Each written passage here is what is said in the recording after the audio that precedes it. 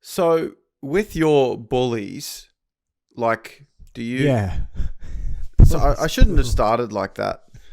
Just under the assumption you have people bullying you in your life. Yeah. Like I didn't even ask. Assumption. Um, Yeah, I'm being triangulated by bullies. Triangulated. That's an interesting way of putting it. Yeah. Have you been bullied in your adult life? Or Uh, only as a child? Definitely as a child, and then definitely as a high school person. Like I was bullied pretty full on because I was playing sport upper grade. Oh, yeah, that's where it starts. When you play sport upper grade, and so That's a real, yeah, the yeah. people in the grade Bully that I zone. didn't go to school with, so to speak, fucking hated me to the point where I quit sports and shit. But uh, adult life is a good question because I don't know. It's just I'm hyper vigilant about like you say. If someone just doesn't give me a hello enough energy, I'm already assuming they hate Yeah. me and are trying to bring me down in like an elaborate and complex like strategy or like It's a um conspiratorial yeah nature to it. yeah There's like a if room someone of people goes laughing. if someone's busy or whatever, go, oh, hey, man, how are you? And they go, oh, hey.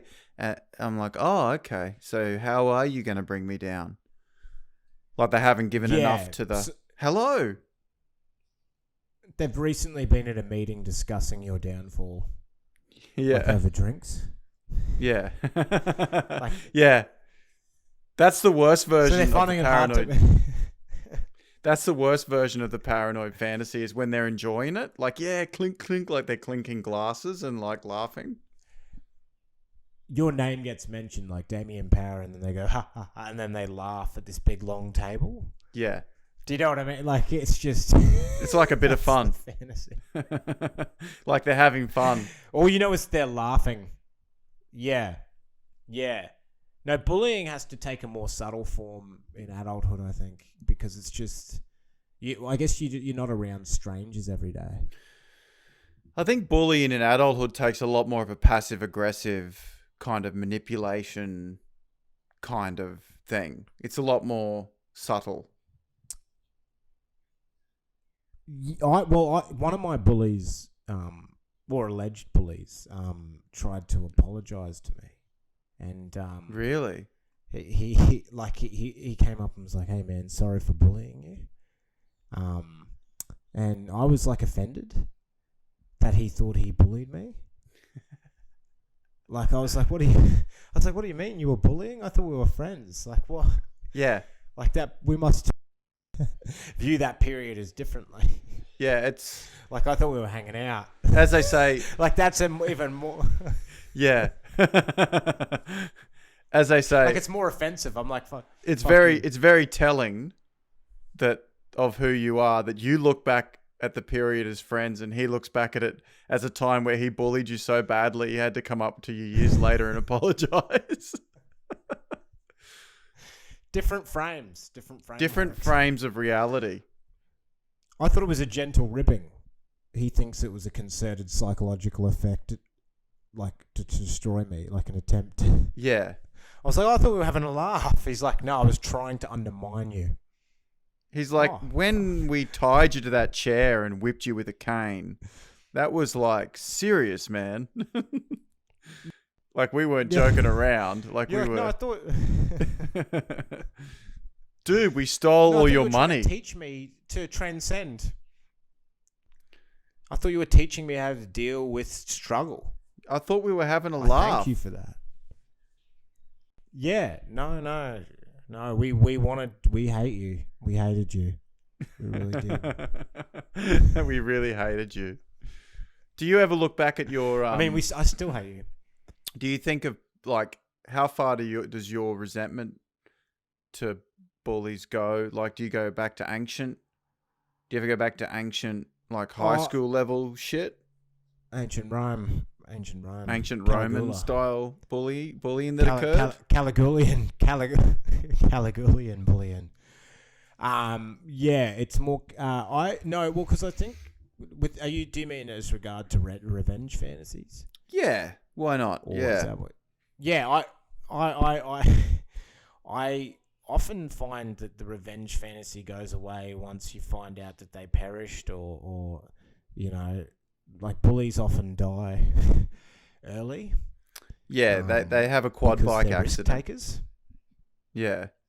Yeah, they go like up a hill and it like flips, or they're wakeboarding. They sort of wakeboard into a tree or something. Yeah. Because they go, fuck yeah, fucking. Because they're quite adrenalized people, I think. Like, they run on adrenaline, and part of that is bullying someone, and also part of that is trying to do like a flip off a pipe. Yeah, it's like... and just getting a... Yeah, one part of it is like, I'm going to make you feel small, and then another part of it is I'm going to try and land a Krusty Demon style jump on a two-stroke. Yeah, that's the same... It's the same part of the brain. Part. Yeah. I feel like nerds aren't like, fuck, I'm going to make that flip. Like a guy reading fucking Tolstoy or whatever. I'm talking about myself here. Isn't going to walk like off a cliff into a body of water that's unknown. But equally into a body of water that's unknown. Equally, you're less likely to bully someone, like you're incapable of that kind of behavior. Oh, totally. Yes. And as a result, but I'm going to have less injuries too because of lack of risk taking. Yeah. Like in the sense that, when you see a guy with a moon boot and like crutches. Yeah. It's never like a Dungeons and Dragons type guy. It's always like a big fucking mammoth of a guy. Yeah. Do you know what I mean? Like, whenever I see a guy with a moon boot, it's always like a guy that looks like he plays professional rugby union. Like in the street. If I see someone with a moon boot, just for people that may not know what that, like, that's like the big boots that you put on when you fracture your ankle or whatever. They look like, they're the big like cast boots.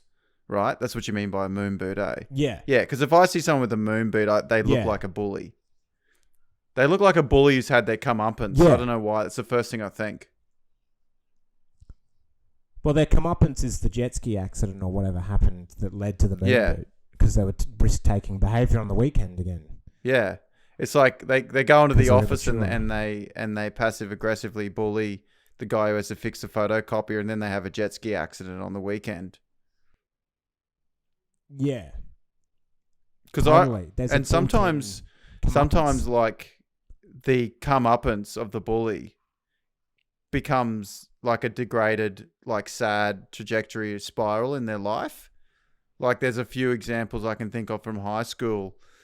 Like there was one bully of mine who we now share many mutual friends, but he was like my biggest bully at school. My God.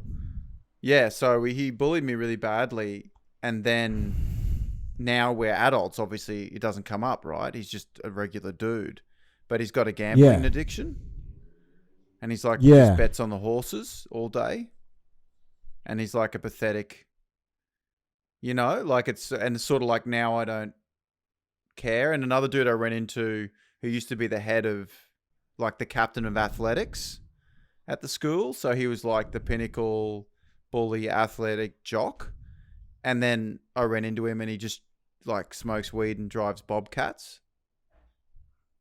Wow, bobcats. Yeah, he's just like, I go, what have you been up to, man? He's just like, I drive bobcats. What are bobcats again? They're just like small, like go-karts, like bulldozers, tiny bulldozers. Oh, like a bobcat, like a sort of like a caterpillar or something. He moves dirt around in a machine from place to place. Yeah, yeah. And he used to make from place to place. He's moving dirt around. So he used to make you feel like dirt. He used to make you feel like dirt, and now he's moving dirt. Yeah, that's right. From place to place. I just think that's a full circle. Yeah, I think roadworks is the bullies. Like that's where a lot of bullies end up, with the stop slow sign. Yeah. I feel like gambling, moving dirt from place to place. These are kind of highly bully type activities. Like and then like moving dirt and also gambling. And then they they're end quite up adrenalized once again. Yeah, well, and that's why, like, guys I know that are that type of person, who's like the smart ass bullying, ribbing people, practical joker, they all end up at the same workplace. Like, one's digging the hole, one's moving the dirt, one's been there for so long that he's now a bully who's in a project management role. They're all just the bullies, and they all work together and bully each other. It's a babushka dollar bullying. Yeah. And sometimes if you go on those work sites, like I've been on them, and they don't know what to do with you because you're just outside the bully world. So sometimes they just leave you alone because they're so confused why you're there. I couldn't... They're like, fuck, I used to bully you, but now you're here. Yeah, I couldn't think of a more... I can't think of a stranger person to have on a construction site than you. Like, I'm trying to think... I did not get any bullying on the work site because they were so confused by my presence there. Honestly. Like, he would come in, because, like, I was working with other bullies, and, like, the head bully would come in and bully them, but leave me. Like, I was almost outside his sphere of bullying. But, like, I think I was such a fish out of water that it was like, I don't even know what you are, mate. I'm going to leave you alone, but I'll call this guy. It's like when the T-Rex can't see movement. Like, it eats that guy, but then it comes right up close to you, and it's like, whoa, and it's like sniffs you and knows you're there, and then just walks away, and you're like, what is it that?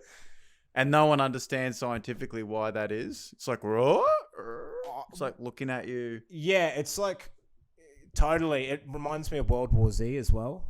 You know, Brad Pitt's character is immune from the zombies. Like, they can't attack him, so they kind of just go around him. They're like, but they can get real close. Yeah.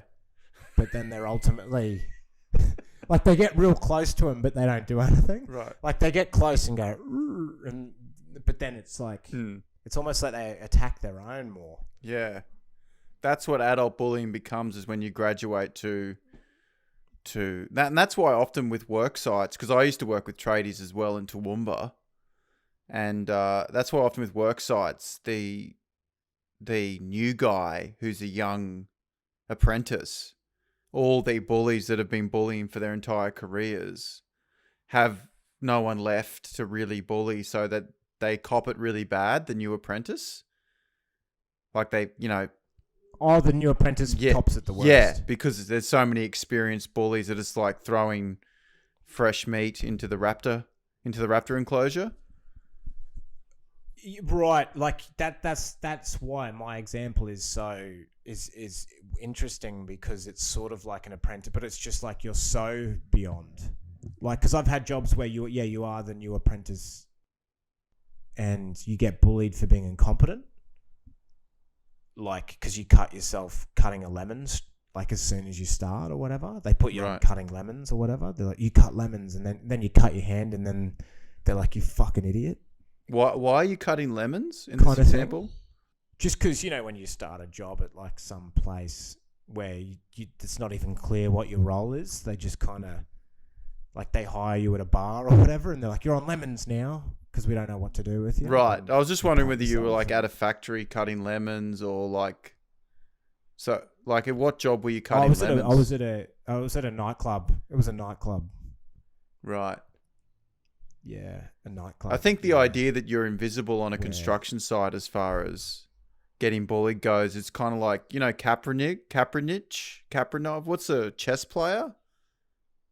Oh, the really famous Kasparov. It's like putting him on a construction site. He's so far removed from that reality. Like, he's not a suit, like a business guy who's come to check on the site. He's not an apprentice. He's not another construction worker to work on it. He's like someone who fruitcake. He doesn't belong in this world at all. That it's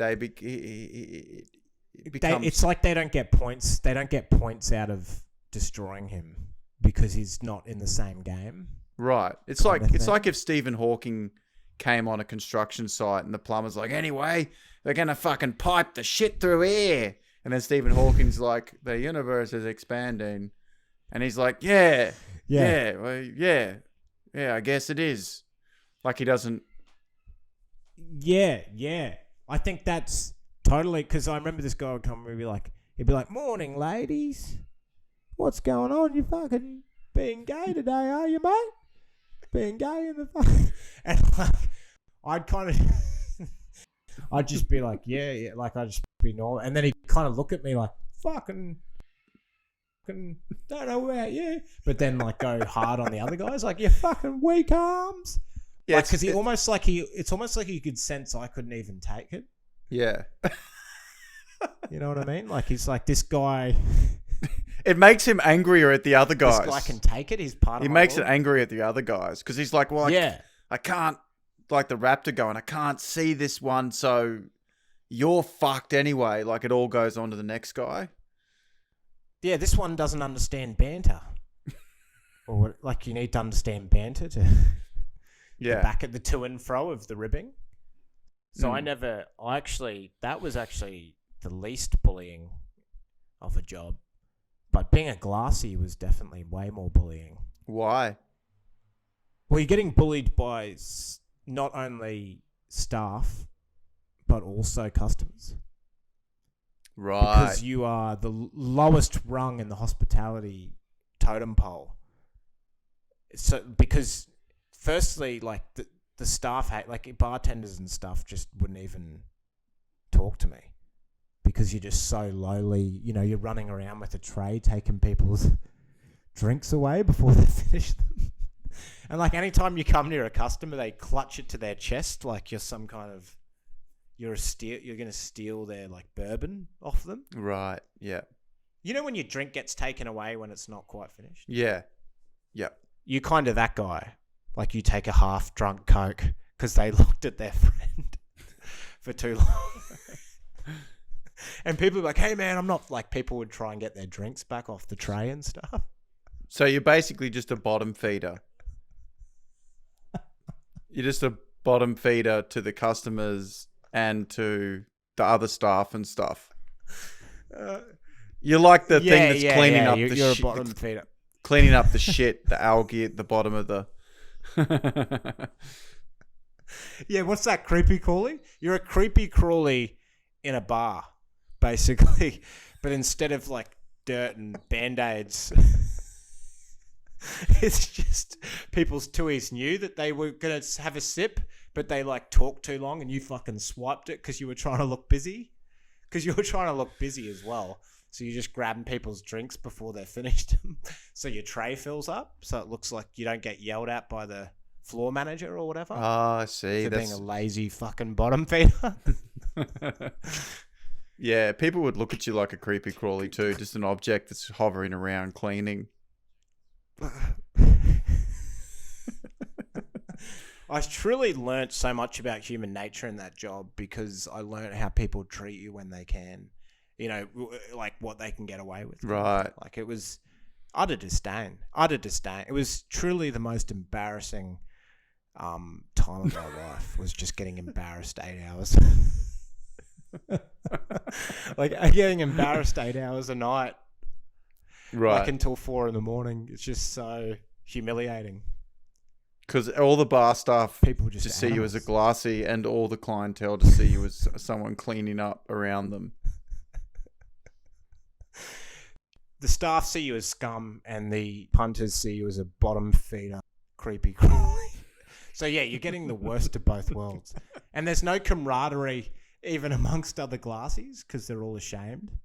Right. Like it's like being the Untouchables in India. You know, they've got the caste system.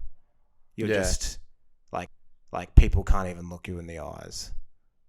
You ever see these people, like they'll be on the front of like Men's Health magazine or whatever, or like on Instagram it'll be like some 6-pack like muscled guy that says that he's having a mental health crisis. Yeah.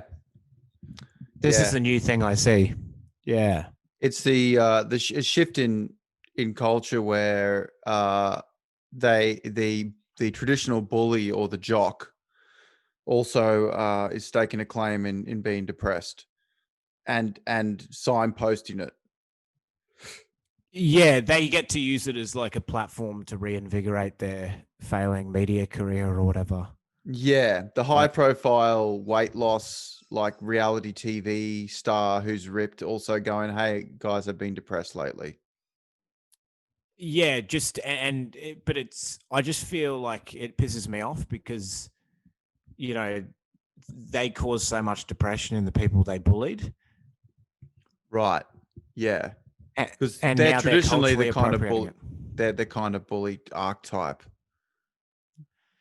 Yeah, like you can just see in their eyes. You can see a bully, can't you? Like it's just in the vibe of their being. You're like, you definitely bullied. Like there's no way that you look like that and you didn't fucking bully people. Yeah, you get that vibe from the gym junkie types for sure. For sure. Yeah. And all the nerds and stuff they bullied, they don't get to profit off their depression.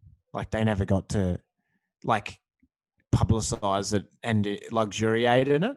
Well, I think that it's like a when you see someone with a six pack and they're on the front of Men's Health and the article's like, this ripped guy's depressed. And don't get me wrong, depression is real and it's legitimate for all walks of life, but you just don't believe it, do you? It's like what No, those cum gutters are taking your tears.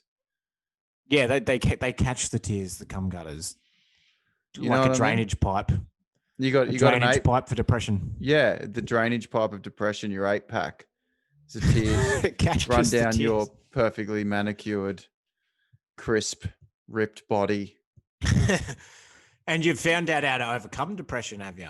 As well, they always say they've overcome it, Yeah. and now they're fucking ripped. It's pokeball depression, isn't it? It's pokeball misery. What they have, it's a complete G up. What do you mean by pokeball? Like, Well, it's just like a fun, like it's not as bad as like actual depression, whatever they've got. Like, because they're still selling a book and stuff. Do you know what I mean? They're still yeah, selling yeah, like some book or some yeah. scam that they're running No, as like part of their. they're not legitimately. Yeah, it's.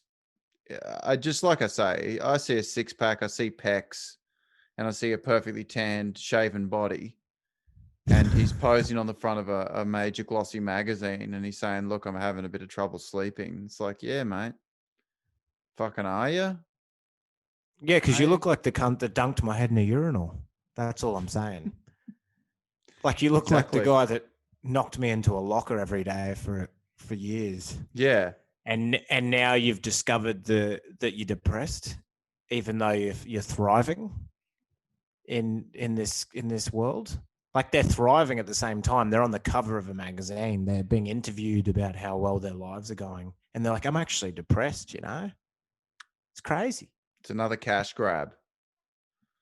Yeah, it should be a disheveled person that's like just surrounded by dead ferrets on the. Yeah, it should Do you be know what I like, mean? Like a yeah, hoarder. it should look like the guy who wrote Game of Thrones, surrounded by his pet rats, like with chisel stained fingers, like sadly pointing a remote control at a TV, and it just says, "I'm depressed and how I got over it." And I'd be like, I'd read that because it's like, yeah, that Yeah. cunt is definitely depressed. How did you get over it, buddy? Yeah, Yeah. yeah. Wouldn't you want to know? Like, you're in a motorized scooter for obesity, Yeah. and now I want to see that cover of Men's Health. How did you conquer your inner demons from the comfort of a motorized scooter? The Like government pays a nurse to hose your ass. Like, I want to know how you got out of that. how did you overcome this quandary, Yeah, this quagmire, without the yeah. assistance of Because it's Zoloft? always like I want to read airbrushed. that. He's always airbrushed in the sun, 6 pack ripped, and it's like I'm suffering from depression. They're always trying to milk it out of everyone. It's like everyone's fucking depressed. Yeah, but they're doing it in a cynical move to Yeah, hawk some product, or it's yeah. also to reinvigorate their career that is based on just jumping on bandwagons. The only light that should be shining on the body of those people claiming about mental health is the dull glim light from the back of a TV, just fucking like lighting up their triple chin that's got breadcrumbs and shit and like stains on their shirt, and you can just see like black eye, just piece of shit, and they're just in a motorized scooter, and they just got a bowl of custard, and they're like drinking it with a straw, and it's like Yeah. how I'm depressed. just Hashtag. it just says underneath I'm depressed, and it's like you got my attention. It should be on the front of Men's Sickness magazine. Men's obesity magazine, men's obesity mag. I saw a magazine the other day. It's just called Diabetic Living. Like it's just anyway, that was just funny because it's just what? It's like a magazine for diabetics. Yeah, it just seems like such a niche. Yeah. Yeah, it's like AIDS Weekly. Like but just to have a chronic disease in the title, like it's just time. Yeah, because you kind of think of it more like medical. This is a medical journal on these diseases. You don't expect it to be like AIDS,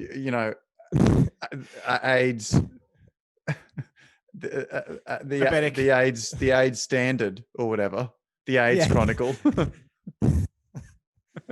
HIV Weekly. Yeah, like, because then you think like a diabetic, because it's like 10 things to do when you forget your insulin pen. Or like we did a tour of Gloria Jean's muffins and how it spoils your glucose levels. Like what kind of articles? How can you keep populating that magazine with articles? That's what I mean. That's the absurdity of it. It's like, how many issues do they release? Is it just the 1 week? Is it one a year? Because it just seems to me like it seems more like a one-off. I'm not going to get the Saturday paper and the herpes Sunday mail. Like how much information? It should just go in a brochure, shouldn't it? Yeah, it's like, did you get herpes Sunday today? Herpes on Sunday. Did you get the herpes supplement? Yeah, no, I missed it. Do you have last week's? Yeah. Gingivitis. The Gingivitis Nightly. It's released at 6 p.m. every day. Like, yeah, it's like we don't need teams of journalists creating magazines for each disease. Yeah. I mean, Men's Health should only be a brochure. Yeah. As well. Like, how do they make them every month? Shouldn't they be running out of stuff? Like, just don't eat donuts and... They just keep saying the same thing over and over again. Like, did you know that donuts are bad? And then like they have a different rip dude every week. It's like this week on Rip Dudes, it's like this rip dude's ripped. And it's like, how did he get ripped? And then you go onto the magazine. It's like, yeah, I got ripped by exercising and eating well. And you're like, oh shit. And then next week it's like, oh, how Hugh Jackman got ripped. And then it's like, it's like, yeah, we get it. Yeah, it's like, it's always like, remember that guy that hosted a gardening show in the 90s? He's ripped now. Yeah. Like, that'll be the thing. And you're like, oh, fuck, I can barely remember that guy. And then he's like, yeah, I've actually had depression for 10 years. And you're like, fucking hell, here we go again. Yeah. I was planting so many azaleas and, daisies and shit that they got depressed. But Men's Health had a great thing on depression where, because it's such like a manly magazine, they don't want to like, they have to use metaphors for it. Like, so they were like, mental health is like a muscle. You've got to deadlift your inner demons and that makes sense. Like high intensity analysis of your anxieties and your repetitive intrusive thoughts. Yeah, HIIT training. Do HIIT training on your anxiety. Yeah. Like it couldn't just address the problem without using like a gym bro metaphor. Hey bro, smash that protein shake and sit down and write out 20 things you're grateful for. Yeah. have a creatine shake full of processing your pain. Like it's stuff like that.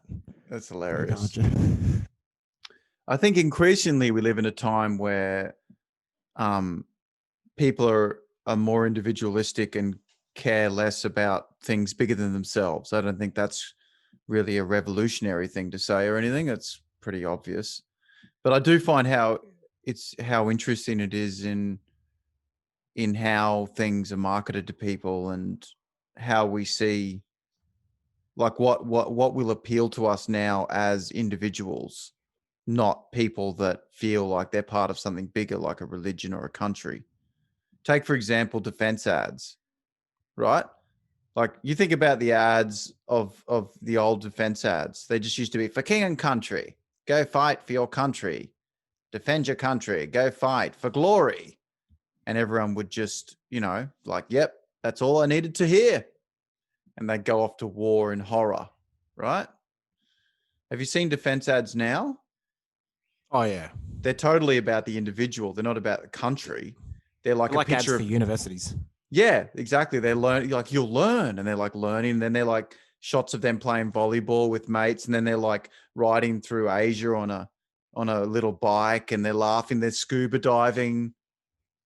Then You'll there's see them like doing liquid nitrogen shit like Heston Blumenthal. For some reason, they're cooking like an elaborate meal. yeah, or they're like in a science lab coat, and they're like meeting friends. And then there's like a short part of the ad where they've got the barrel of their fully automatic weapon down the throat of a ethnically ambiguous minority, and they're like, where's the fucking bomb? Where the fuck is it? Or you get it. And then it goes back to them cooking a curry with a few friends and laughing and helping people. And like that's what ads are like now. There's always the shot where they're in military fatigues walking through like an Asian fresh food market, like learning about like a crab or something.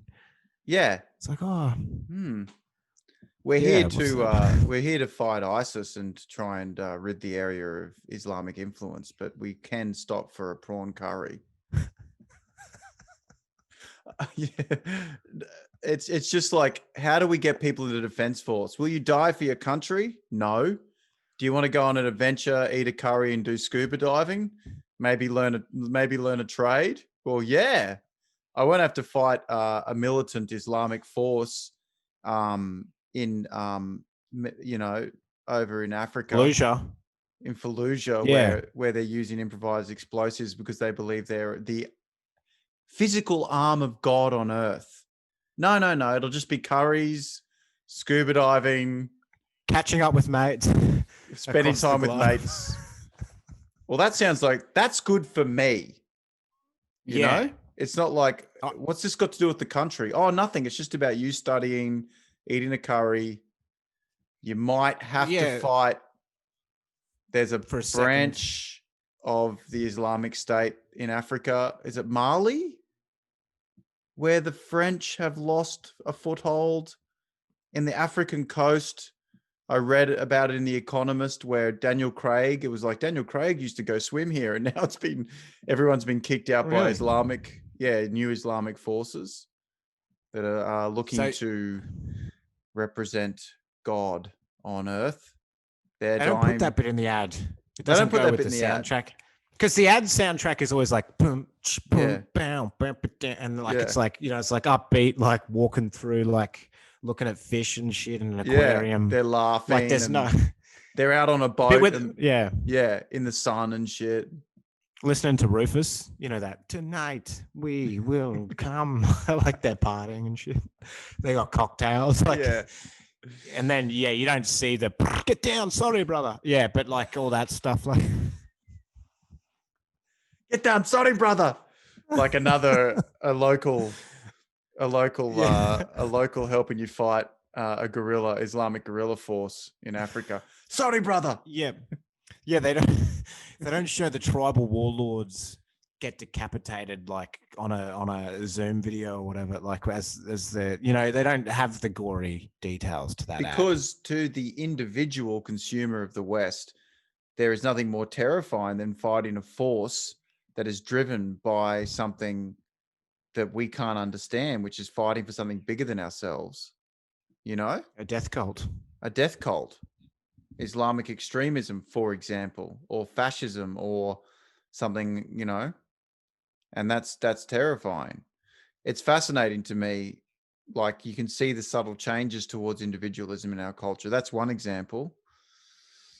Even Yeah, and go on. sorry, what were you saying? I was talking about the piracy ads. Oh yeah, they've changed now. Have you seen the latest one that they do? No, tell me about that.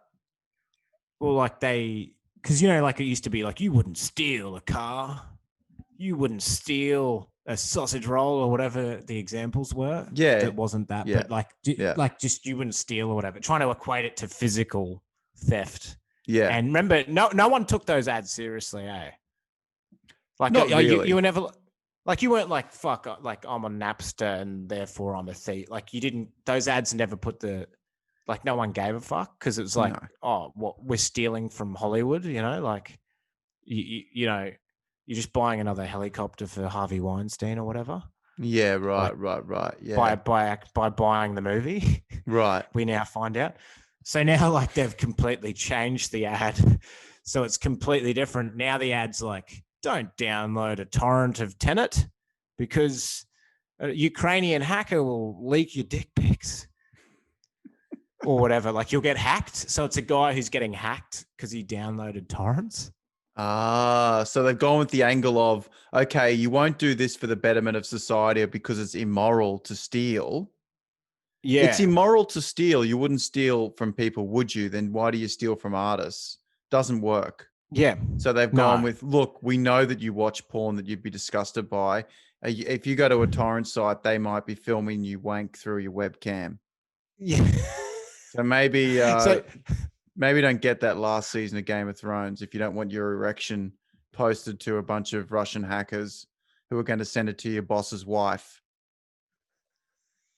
Like just a close up of your dick and your face together using DNA matching. And I just love the arc of that ad. Like it's just like now it's literally like, no, it's you'll be fucked, not don't steal from someone else. And I was talking to a friend about it. They compared it to like the passive smoking ads never worked. Right. They were saying, because like the passive smoking one was like, don't smoke because Steve will get a cough. Your best mate will get sick because you're smoking around him at the pub. Those ads aren't around anymore. No. Now it's like your fucking lungs turn black, you dog. Yeah. You want your fucking lungs cut out, cunt? Well, fucking stop smoking. Hey, your foot's going to rot off, cunt. All right? Stop smoking. Yeah. Because no one cares about Steve getting the second hand. Fuck that guy. In the 1950s, it would have been like, have good manners. Don't smoke. You know? Yeah, totally. Or you're going to switch on you. Yeah, I just realized that it's getting dark, right? You're getting dark. It's getting darker and darker as the topic gets like darker and darker. Yeah. Yeah, you in the 1950s, it would have been like, you would fight for your country, wouldn't you? You'd die for your country. You wouldn't smoke. If it was hurting your fellow humans, you wouldn't steal. You shouldn't steal. You shouldn't steal. It's the wrong thing to do. And everyone would have been like, oh no, doing the wrong thing. That'd be terrible. Yes, I'll die for my country. We should all fight together for the greater good. Now it's like, just look, mate, this is all about you. Yeah. You smoke, you're fucked. If you steal, we'll film you. And if you want to fight for something, don't fight for your country. Fight for a good laksa curry in the Asian market that you'll get to go see if you join the armed forces. Yeah, at the Asian market that you'll take over forcibly and then dine at. Yeah, they don't show the bit before he's having the curry in the Asian market in the defense ad, which is when they round up all the locals and search to find the aggressive militia that are hiding bombs in the market. Yeah, you just seeing them on the floor. Please. No, but Yeah, they don't. Yeah, it's almost like Please, please, no, no, please. not like this, not like this. Yeah, like, all that stuff. All that and all that sort of stuff. Just gunshots going off in abandoned warehouses, bombs that are from the 80s that are going off. But no, it's a self-development opportunity, a chance to thrive and learn Esperanto on the government's dime or whatever they learn. Yeah. Like, but yeah, it's almost filmed like a landmark packet. Remember, you know, that landmark program where you go and learn how to be a better It's almost like that now, the military. It's like a Tony Robbins course. Right. Yeah. It's just the continual individualization of that's how everything will be marketed in the future. Nothing will be for anything but you and what benefits you, not what benefits the greater good or any sense of morality or values. You know? Yeah, totally. Like even church and shit will be like, come to church, it's good for your mental health. Like it'll be instrumentalized. Yeah, I know this guy that he's just religious because it's better for his blood pressure. Like, you know, like he just says that he's healthier when he's religious. So he's like literally made a cynical Faustian pact. Like he's actually religious, but he knows it's bullshit.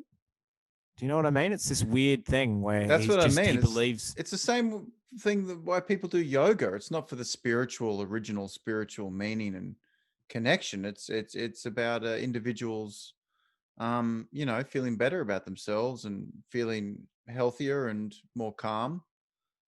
It's not. It's not about a community. It's not about a community. It's a bunch of alienated people paying $60 a week to have a stretch. That's what it is. And then they can't put that in the language though.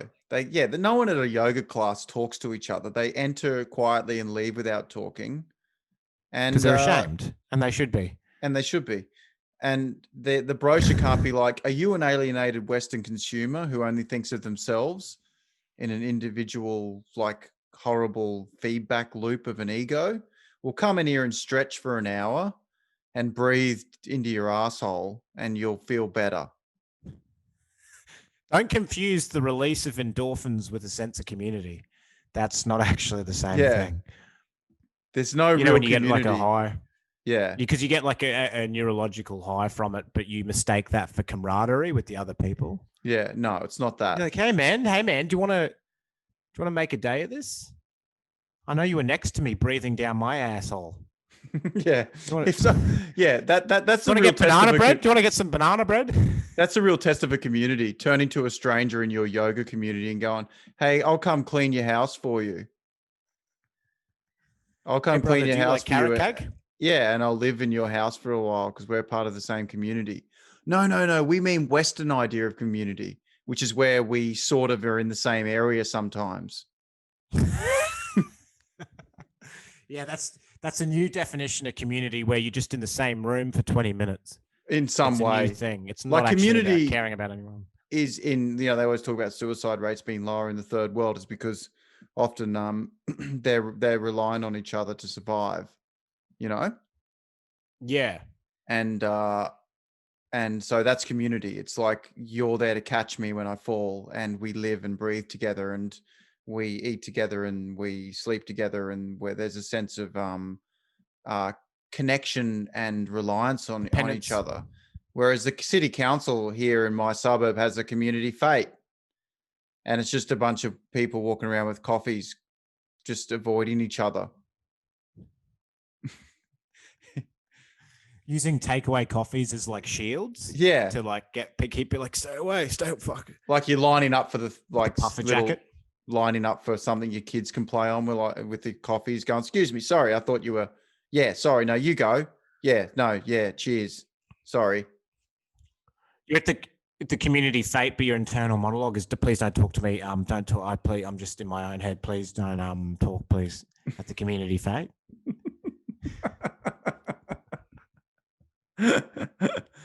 Oh no, it's my neighbor. Fuck, they're going to talk to me. Fuck. At the community fete. Fuck. Yeah. There's someone I recognize. Fuck. They're going to come over and talk to me. Fuck. Community.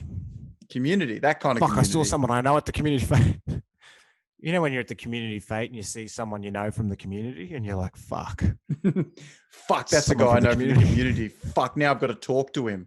Oh, I just wanted to have a coffee and be alone. Hey, mate, how are you? When people say that it's a stand-up comedy community or whatever, because I've noticed when you bomb, there's no community. If you do a really bad set, you'll see the community turn their back on you. Yeah, the community are strangely distant in the green room, aren't they? They're sort of like, nah, yeah, man, it was good. Then they turn their back on you, like in a semicircle formation, so you're at the cusp, trying to get in. You're like, yeah, but yeah, they're a bit weird out there tonight, aren't they? They're a bit weird out there, hey? Did you guys get it was a bit weird? Oh man, I don't know. We're gonna go away. The stand-up community is going to leave right now. It's a fragile sense of community. I can understand why people have families, because they're like, now you've got the same last name. You can't leave if I have a pokies addiction. You know what I mean? Like, right. It's a forced community through genetics. Yeah. It's like, because if you're doing stand-up comedy and you get a pokies addiction and start doing methadone and like bombing all the time, no one's going to be like, hey man, let's go to Grilled.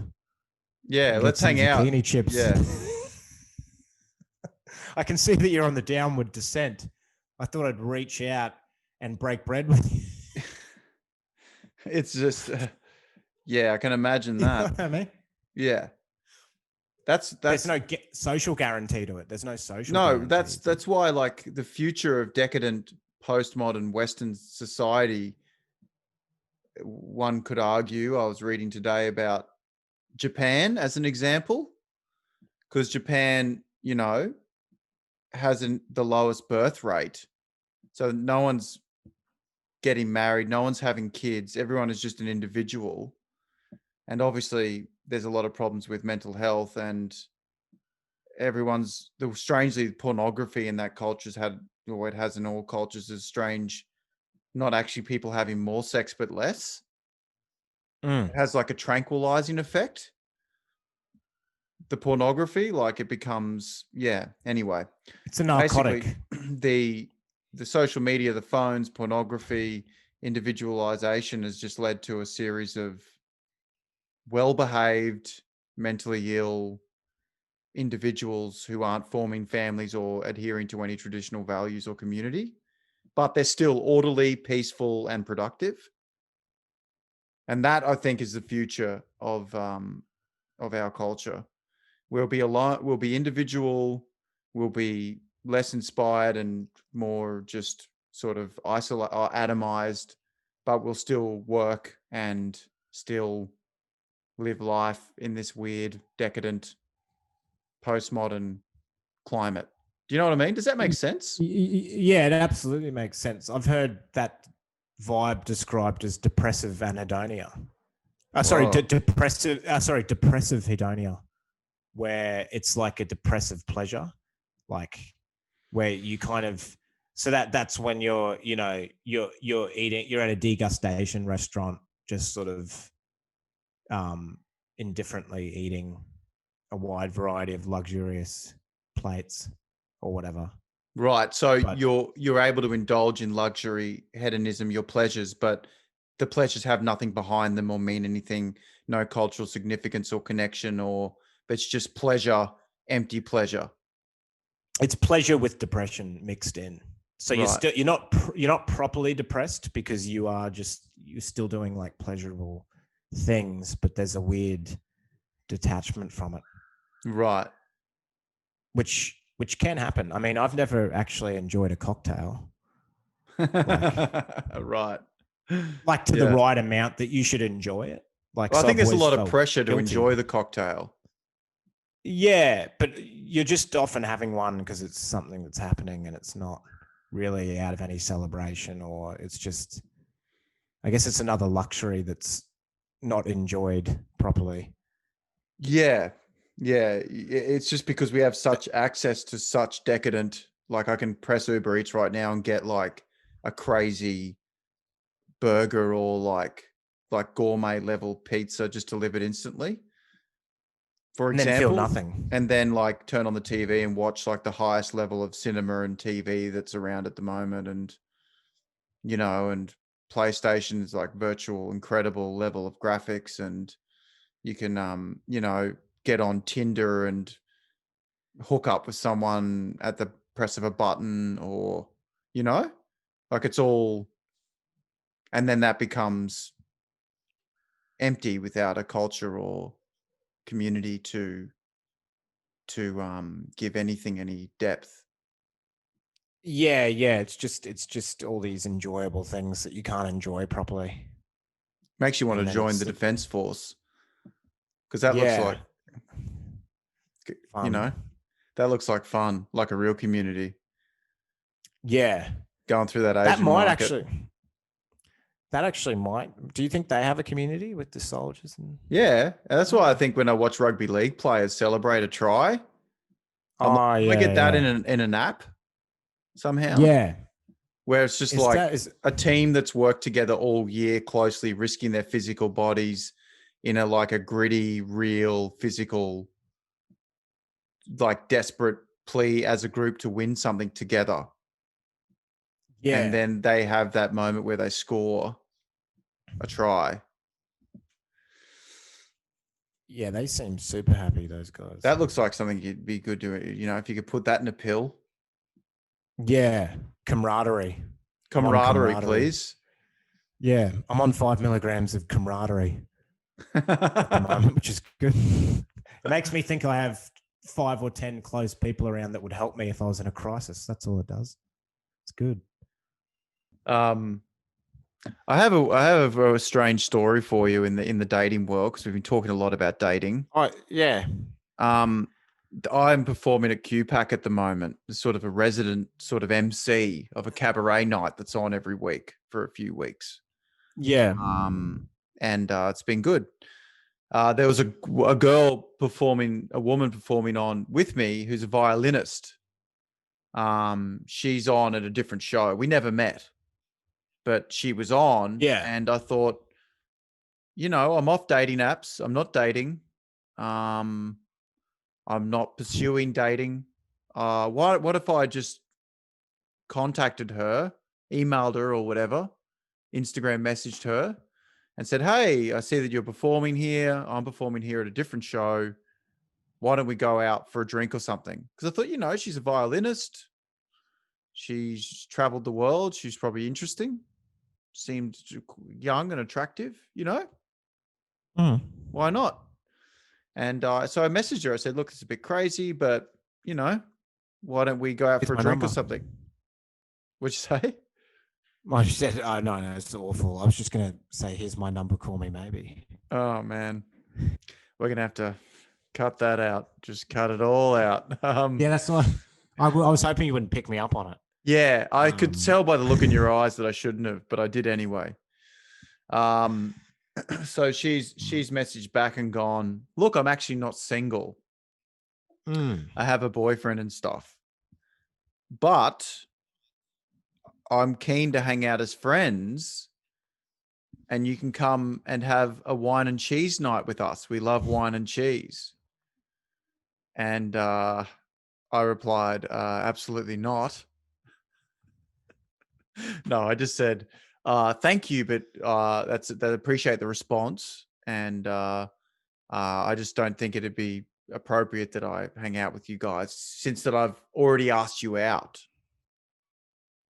Because I just found it really strange that, like, what kind of guy goes, "Yeah, yeah, let's you and your boyfriend have wine and cheese together." Yeah, it's the conversation's not going to be flowing. I don't feel around.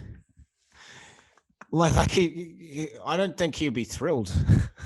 Yeah, I mean, That is the she's brought a boyfriend third going to wheel be to. like, "Oh, you asked my girlfriend out? Forget about it. Try this cheddar. Try this Yeah, Try this dry aged cheddar. Oh yeah, yeah, is this goat's cheese, mate? Like she's gonna leave to get a she's gonna leave to get a drink or whatever and leave me and him alone, and we're gonna be like, yeah, so I just want to say I'm not attracted to your girlfriend anymore. We're just gonna be friends. But I tell you what, I am attracted to this fried camembert. That's what I'm attracted to. Do you fuck with do you muck around with chèvre, brother? Chèvre, goat's cheese. You into it, bro? In the goat's cheese, I find it goes well with the Shiraz myself. Goes well with the Shiraz, I find. Just the level So of what do you- the level of obnoxiousness and arrogance to be the guy who does go and is like still like going for the girl. Like, oh, yeah, so how'd you guys meet? Oh, yeah, really? Oh, wow. I don't think that's going to last. Anyway, let's have some of this hard cheese. I want to try the hard cheese. What is this, Swiss? You're just eating it. You're being really like eating like all the grapes and stuff, like eating too much quince. Yeah. Like spreading quince on like a water biscuit going, fucking quince is out off the hizzle, brother. It's great. Like just being boorish as well with eating too much and... No, I just don't understand. I guess. Like, what's the thinking there, do you think? What do you think the thinking is? From her perspective? I would think from her perspective, wouldn't it be awkward if like a third wheel came and then like how does she conduct that situation? Like how's that supposed to work out as an evening for everyone? Like, is that supposed to be a fun evening for everyone? Like, oh, you met this guy. Like you. Well, no, but guy. I mean, like, is she just messaging me to go, look, the answer's no, but in an attempt to be nice, to go, boy, expecting me to say no. Oh, that's great. Okay, I didn't think of that. So the gesture that is meant to be refused is definitely a thing that happens, isn't it? I didn't get that from this. Because the gesture to me to be refused is where you go, hey, look, I've got a boyfriend, but I'm sure we'll cross paths if you ever want to hang out with friends or something. Vague. But when you go like, let's hang out as friends, we've got a wine and cheese night. We love wine and cheese. Come have wine and cheese with us. That seems too specific. Swingers, maybe. Definitely not that vibe either. Have it, throw your keys into the cheese plate, into the ploughman's board. Yeah, come over and have a ploughman's board, sweetheart. We'll plough something, I tell you. Oh, mate, this prosciutto is delicious. Yeah, but like, yeah, it's crazy. I get what you mean. It's like you keep it vague. Yeah. Like, it's like people who do that thing where they're like, man, if you're ever in town, hit us up. Yeah. Like if you're ever in Adelaide, you don't like land in the plane and then call them straight away and go, yeah, man, I'm here. Sorry, who's this, mate? It's your mate from high school. I'm here. Like you said you lived suburb Toowong? Yeah. I'm in Toowong. Where are you? Man, in 2002 we were out drinking and you said if I ever come into town, I've got a place to stay. Well, I'm here now.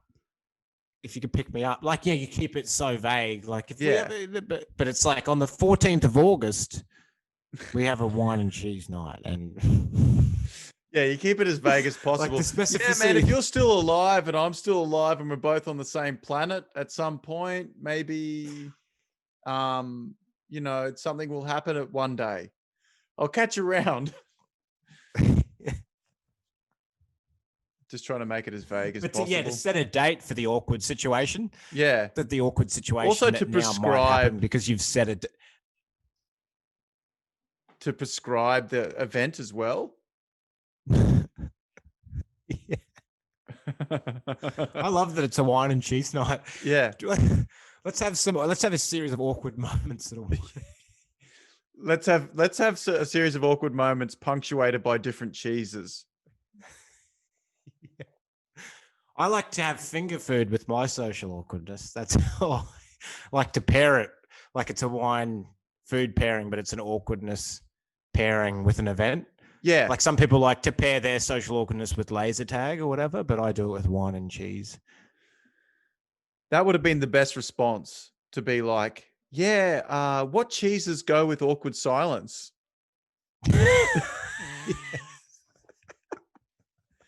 Is that a white? Pecorino Is that a good for white? that? Is that a white or a red? Is passive aggressiveness from your boyfriend for inviting a guy that asked you out to have wine and cheese with you in front of him? That's more like a strong-bodied, full-bodied Shiraz, if you ask me. That's a full-bodied Shiraz. That's more like a whiskey night. That's more like a rum night to me. Yeah, that goes well with rosé. It's good. Yeah.